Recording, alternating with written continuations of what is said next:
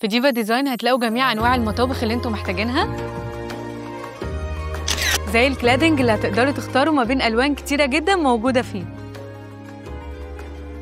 وأحسن حاجة فيه إن هو كمان سهل جدا في التنظيف وكمان مقاوم للصدأ والرطوبة. أما بقى لو حابين تعملوا مطبخكم HBL فهو كمان متوفر عندهم، وأحسن حاجة في مميزاته إن هو مقاوم للبكتيريا ومقاوم للحشرات، وده كله لأنه مكبوس على خشب الكونتر.